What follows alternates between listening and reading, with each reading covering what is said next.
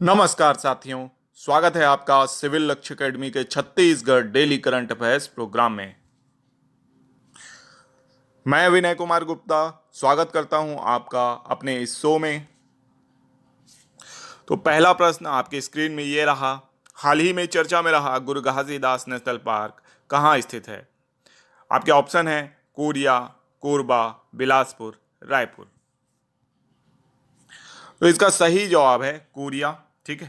Korea जिले के अलावा एमसीबी, वर्तमान में एमसीबी सूरजपुर जिले में भी कौन सा नेशनल पार्क फैला है? गुरु घासीदास नेशनल पार्क फैला हुआ है। गुरु घासीदास नेशनल पार्क को टाइगर रिजर्व बनाने के लिए राज्य सरकार ने प्रस्ताव केंद्र सरकार के पास या एनसीटीए के पास भेजा हुआ है, जो अभी तक अप्रूव नहीं हुआ है, ये याद रखना है। लेकिन 5 से 6 बाघ गुरु घासीदास नेशनल पार्क में विद्यमान है, जिनके बारे में न्यूज़ अक्सर छपते रहती है। ठीक है, इसको याद रखना है। इसके लिए गुरु घासीदास नेशनल पार्क में बहुत सारे हिरन भी छोड़े गए हैं लाके, ताकि टाइगर को अपना शिकार की कमी महसूस ना हो इस नेशनल पार्क में और वो अपना स्थान ना बदले। ठीक है, ये भी आपको याद रखना है। गुरु घासीदास नेशनल पार्क किस जिले में है? कोरिया जिले में है। ठीक है। गुरु घासीदास नेशनल पार्क की स्थापना कब हुई है? तो गुरु घासीदास नेशनल पार्क की स्थापना 1981 में हुई है। साथ ही आपको ये भी याद रखना है कि ये राज्य का सबसे बड़ा नेशनल पार्क है। 1441 वर्ग किलोमीटर के अगर इसका क्षेत्रफल लिया जाए तो ये सबसे बड़ा है। और जबकि इंद्रावती नेशनल पार्क का जो टोटल क्षेत्रफल है वो 1258 वर्ग किलोमीटर है। को अगर मुख्य एरिया को लिया जाए, अगर पूरा लिया जाए समेकित रूप से, जो कि टाइगर रिजर्व का क्षेत्र है, तो फिर 2799 भी उसका क्षेत्रफल आता है। लेकिन 1258 को ही आधिकारिक या प्रामाणिक माना गया है। ठीक है। जबकि सबसे छोटा जो नेशनल पार्क है राज्य का, वो कांगेर वैली नेशनल पार्क है ना। कांगेर वैली नेशनल पार्क मात्र 200 वर्ग किलोमीटर का नेशनल पार्क है, ये भी आपको याद रखना है। ठीक है। नेक्स्ट क्वेश्चन है, कोयले का उत्पादन छत्तीसगढ़ के किस भाग से होता है? तो इसका सही जवाब है उत्तर, है ना। तो कोयला मुख्य रूप से उत्तरी छत्तीसगढ़ के उत्तरी भाग में, जहाँ पे गोंडवाना सेल समूह पाया जाता है, वहाँ पे मिलता है। ठीक है। अच्छा, ये न्यूज़ में क्यों लिया गया है और करंट अफेयर्स में कैसे आ गया? तो कोयला घोटाला जो है, जिसके लिए ईडी छापा मार रही है हर जगह, है ना। आपको पता हो बहुत से हमारे राज्य के आईएएस भी उसमें अंदर हैं। ठीक है। और ईडी का काम है मनी मनी लॉन्ड्रिंग वाले जितने भी केस हैं उसको जांचना। ठीक है। अब मनी लॉन्ड्रिंग केस जो है उसमें थोड़े 2018 में संशोधन करके ये कर दिया गया है कि जैसे कि कोर्ट का सामान्य नियम होता है innocent until you proven guilty. ठीक है। लेकिन मनी लॉन्ड्रिंग केस में guilty under until you proven innocent है, यानी लॉ को जस्ट अपोजिट माना जाता है। इसीलिए क्योंकि आपके ऊपर आरोप लगते ही आप अपराधी मान लिए जाते हैं, इसलिए क्या नहीं होता है, आपका बेल नहीं होता है। काफ़ी खतरनाक सुनने में मुझे ये साउंड करता है कि ऐसा भी कोई कानून देश में बना दिया गया है। ठीक है। तो इसको याद रखना है, कोयले का उत्पादन। और कोयले उत्पादन में सबसे टॉप पे जो जिला रहता है उसमें कोरबा, कोरिया, है ना, सरगुजा, सूरजपुर, बलरामपुर, है ना, यहाँ पे पूरा ये मिलता है। और अभी सबसे बड़े भंडार जो है मांड नदी घाटी में है, यानी रायगढ़ में। ठीक है। रायगढ़ जिले में सर्वाधिक बड़े भंडार ऐसा माना जा रहा है कोयले के हैं। हमारे यहाँ जो कोयला मिलता है छत्तीसगढ़ में वो बिटुमिनस प्रकार का कोयला होता है, ये भी याद रखिएगा। सबसे बेस्ट क्वालिटी का कोयला कौन सा होता है? तो एंथ्रेसाइट कोयला होता है। ठीक है। नेक्स्ट क्वेश्चन है, साल वनों का द्वीप कहलाता है? तो इसका सही जवाब है बस्तर। तो बस्तर साल वनों का द्वीप कहलाता है। ठीक है। और बस्तर में हाल ही में फिर नक्सल मुठभेड़ हुई है, और जिसमें कह सकते हैं बहुत से नक्सली मारे भी गए हैं, है ना। ये मुठभेड़ जो है बहुत लंबी चली, 10 घंटे तक मुठभेड़ चली है। और जो मारे गए 8 नक्सली हैं उसमें से एक महिला नक्सली भी है। ठीक है। तो नक्सल घटना और नक्सल मुठभेड़ फिर से प्रारंभ हो गई है, और इसलिए जो हमारे मेंस के अभ्यर्थी हैं वो इस घटना को नोट डाउन करेंगे और साथ में क्या करना है उनको कि जो ऐसे का पेपर है उसके लिए ऐसी जो नक्सल घटनाएं हो रही हैं उसको नोट करके रखेंगे, ठीक है। कुछ स्टूडेंट मुझसे पूछे थे कि मेंस के लिए हमको किस तरीके से करंट अफेयर्स पढ़ना चाहिए, तो मैं बता दूं कि पेपर वाइज आपको पूरा सिलेबस याद होना चाहिए। और अगर आपको पूरा सिलेबस याद है तो जब आप करंट अफेयर्स पढ़ेंगे तो आपको ये समझ में आ जाएगा कि कौन सा जो करंट अफेयर्स का टॉपिक है वो किस पार्ट के लिए इम्पोर्टेंट है, ठीक है। जैसे कि पहला पेपर जो है, जो लैंग्वेज का पेपर है, वहाँ पे करंट अफेयर्स की आवश्यकता नहीं है, लेकिन सेकंड पेपर में आवश्यकता है, थर्ड पेपर में संविधान और लोक प्रशासन में आवश्यकता है, ठीक है। फोर्थ पेपर जो है आपका साइंस का पेपर है, साइंस मैथ्स वाला, तो उसमें ज़्यादा आवश्यकता नहीं है। लेकिन फिफ्थ पेपर जो है इकोनॉमिक्स, तो इकोनॉमिक सर्वे का जितना भी डाटा होता है उसमें इम्पोर्टेंट है। जो भी आयात निर्यात का क्वेश्चन आता है वो इम्पोर्टेंट है, ठीक है। जीडीपी के आंकड़े आते हैं वो इम्पोर्टेंट है। आरबीआई का जो डाटा आता है वो इम्पोर्टेंट है फिफ्थ पेपर के लिए। सिक्स पेपर में जनजाति से संबंधित, अगर आप समाज शास्त्र से संबंधित अगर आपको कोई लेख मिल जाए तो वो आप उसमें मेंशन कर सकते हैं। सेवेंथ पेपर में फिर खेल है, आपका एजुकेशन जो सेंटर्स हैं यानी शिक्षण संस्थाएं, उनसे संबंधित जो भी करंट अफेयर्स के आपको बदलाव दिखते हैं, है ना, वो सारे इंपॉर्टेंट हो जाते हैं, ठीक है। तो इस प्रकार से आपको याद रखना है। और कानून वाला जो सेक्शन है उसमें अगर कोई संशोधन हो रहा है तो वो भी आपको याद रखना है। जैसे कि अभी इंडियन पेनल कोड भी बदला जा रहा है, सब कुछ देसी यानी नया बनाया जा रहा है, जो ब्रिटिश कालीन कानून है उनको बदला जा रहा है, तो ये सारी चीज़ें इंपॉर्टेंट हो जाती हैं, ठीक है। नेक्स्ट क्वेश्चन है, भारतीय रिजर्व बैंक की स्थापना दिवस कब मनाया जाता है? तो इसका सही जवाब है 1 अप्रैल, ठीक है। तो भारतीय रिजर्व बैंक को याद रखना है, भारत का केंद्रीय बैंक, बैंकों का बैंक, नोट प्रचालन बैंक, ठीक है। और जो मुद्रास्फीति को कंट्रोल करने वाला बैंक आरबीआई ही है। सब कुछ यानी नियंत्रित करता है, बाजार को नियंत्रित करता है, साख नियंत्रण करता है, ठीक है।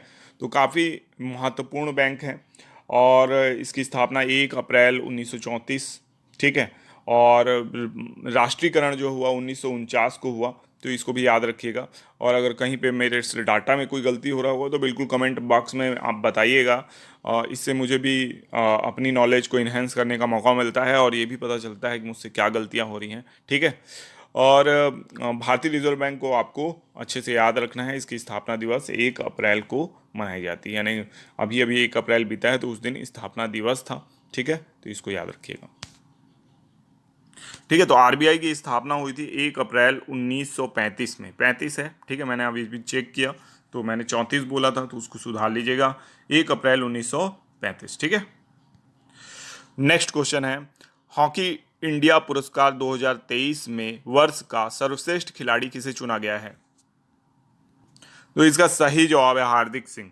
हार्दिक सिंह को वर्ष का सर्वश्रेष्ठ खिलाड़ी चुना गया है, इसको याद रखना है आपको, ठीक है।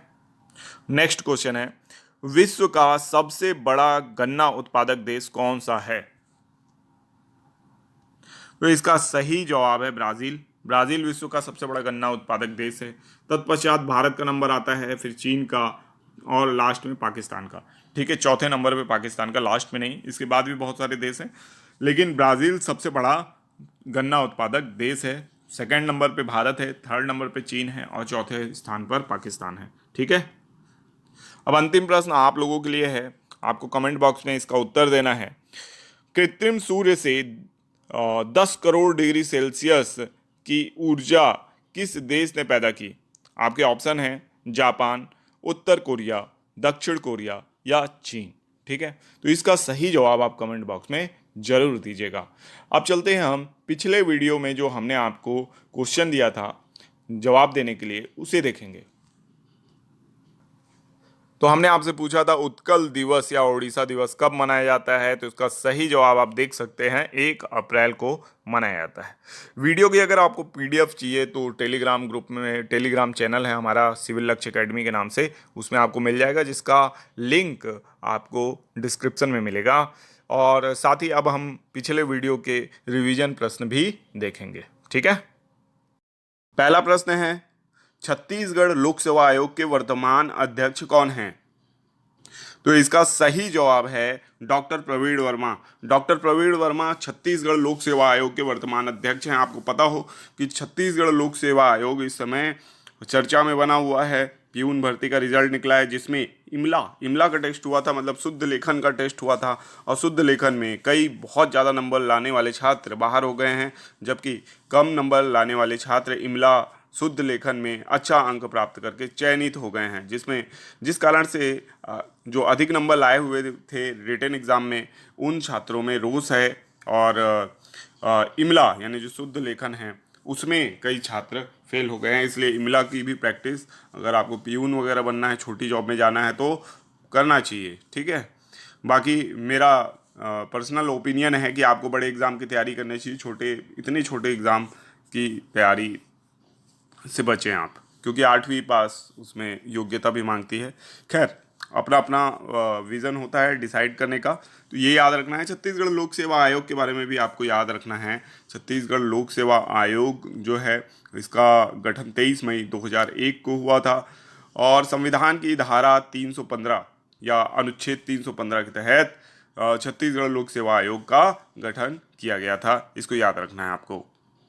ये भी याद रखिएगा कि जो डॉक्टर प्रवीण वर्मा है ये एक्टिंग अध्यक्ष है ना, एक्टिंग प्रेसिडेंट है, मतलब ये फुल फ्लैश्ड प्रेसिडेंट अभी कोई नहीं है।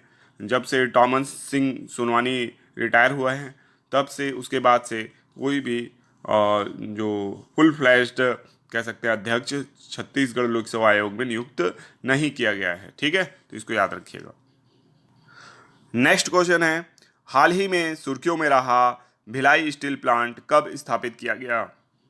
तो इसका सही जवाब है 1955। 1955 में भिलाई स्टील प्लांट जो है सोवियत संघ की सहायता से स्थापित किया गया। 1959 में इसमें प्रथम उत्पादन शुरू हुआ।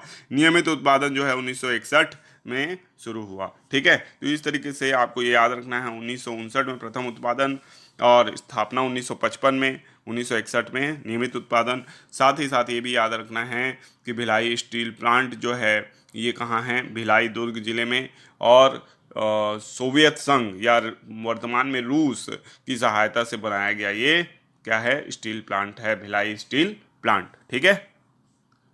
नेक्स्ट क्वेश्चन है, दक्षिण पूर्व मध्य रेलवे जोन का मुख्यालय कहाँ स्थित है? तो इसका सही जवाब है बिलासपुर, ठीक है। तो दक्षिण पूर्व मध्य रेलवे जोन का मुख्यालय बिलासपुर में है, इसको भी आपको याद रखना है। अब आप बोलेंगे इतने सिंपल क्वेश्चन सर क्यों कवर कर रहे हो? कारण यह है कि छत्तीसगढ़ में ज़्यादा न्यूज़ नहीं आ रही है, रेलवे से संबंधित न्यूज़ आई तो रेलवे जोन को कवर कर लिया, ठीक है।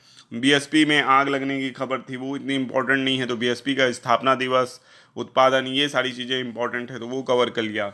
उसी तरीके से छत्तीसगढ़ लोक सेवा आयोग में भी उनका रिजल्ट आया तो छत्तीसगढ़ लोक सेवा आयोग के अध्यक्ष को कवर कर लिया। इस तरीके के ही क्वेश्चंस अभी कवर किए जा सकते हैं, ठीक है। अब ये भी याद रखना है कि इसके बाद जो 3 क्वेश्चन हो गए हैं, इसके बाद हम अब भारत व अंतर्राष्ट्रीय करंट अफेयर्स को देखेंगे। नेक्स्ट क्वेश्चन है, मियामी ओपन मेंस डबल खिताब मैथ्यू एबडन के साथ मिलकर किसने जीता? तो इसका सही जवाब है रोहन बोपन्ना। रोहन बोपन्ना और मैथ्यू एबडन, ये दोनों की जोड़ी कमाल कर रही है। मियामी ओपन भी इन्होंने जीत लिया है, इससे पहले ऑस्ट्रेलियन ओपन जो ग्रैंड स्लैम होता है वो भी इन्होंने जीता है 2024 का, उसको भी आपको याद रखना है, ठीक है।